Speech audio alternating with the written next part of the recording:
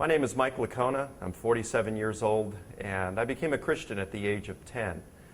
But I didn't have all the rational thought processes that one would go through as an adult. So I was looking for a way to get to heaven. I was concerned about where I was going to spend eternity since probably age 7 or 8.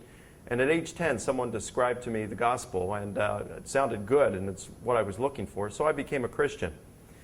I remember as I went to college and then went into graduate school where I was specializing in the study of New Testament Greek, I can remember reading the Greek New Testament and just loving it and getting so much out of it. But then one day I asked myself the question, is this stuff really true? And how would I know if it's true? And if it wasn't true, then I was devoting my life to a fairy tale. And I didn't want to do that. So I started to wonder, well, how do I know that Christianity is true? And if I'd been brought up in Afghanistan, wouldn't I be a Muslim? And if I'd been brought up in China, maybe I'd be an atheist. Or if I'd been brought up in India, I'd be a Hindu. So how do I know Christianity is true rather than this is what I believe because this is what I was brought up to believe? So I decided at that point that I was going to look into the evidence for Christianity, for Islam, for Buddhism, Hinduism, and even some of the arguments, the major arguments for atheism, and try to make a rational decision at this point as a college graduate. And as I started to get into this, I was ready to jettison my faith if the evidence pointed away from Christianity.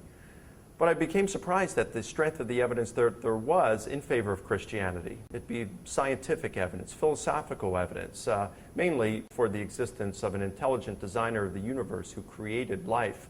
But also there was the historical evidence for the resurrection of Jesus. And that was just so compelling to me.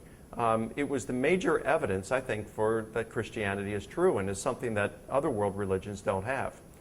So, for example, if I were to look at the evidence for the resurrection, I don't want to, if I'm going to look at it as objective and as unbiased as possible, I don't want to presuppose that the Bible is the inspired Word of God.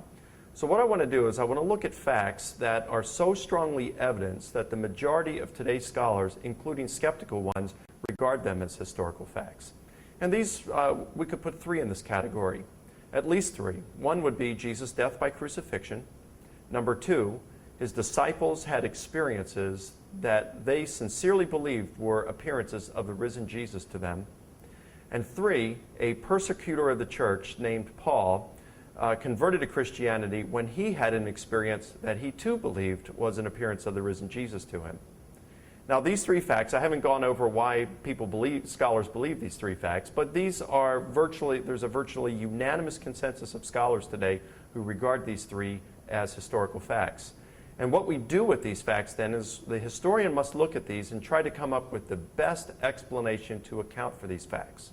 And the best explanation is the one that's going to be able to account for all 3 of these facts and to do so without any strain whatsoever, like you're trying to push them and force them to fit.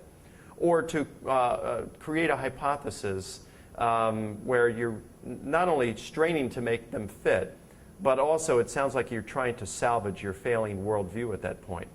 So this is what we're looking for. And when we look at these things, the resurrection is the best explanation of all 3 of these facts.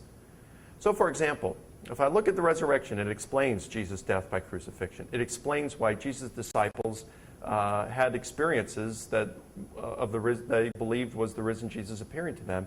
And it also explains why even a sworn enemy of the church, the persecutor Paul, who would be the same thing as Osama bin Laden today, converted to Christianity because he believed the risen Jesus appeared to him. Hallucinations really can't account for these. They can account for, say, a single appearance to Peter or someone else. But the majority of the appearance reports are to groups, and group hallucinations don't happen. They're private, individual occurrences, like to dreams. And I can't make my wife have the same dream I'm having and join me in this dream any more than I can make someone else join me in the same hallucination that I'm having because they're not contagious. So it doesn't explain how the disciples in group and individual settings came to believe that the risen Jesus appeared to them. And the Apostle Paul wasn't in the frame of mind to have a hallucination. He wasn't grieving over Jesus' death. He was glad it was happening, that it had happened, and was trying to finish what the Jewish leadership in the Romans had started. So when we look at this, the resurrection hypothesis accounts for all 3 facts without any strain whatsoever. But the hallucination hypothesis, which is the most popular naturalistic explanation today, can't account for the known historical facts in a very adequate manner. And that's why the resurrection is the best explanation of these facts. And if the resurrection of Jesus occurred, this confirms Christianity.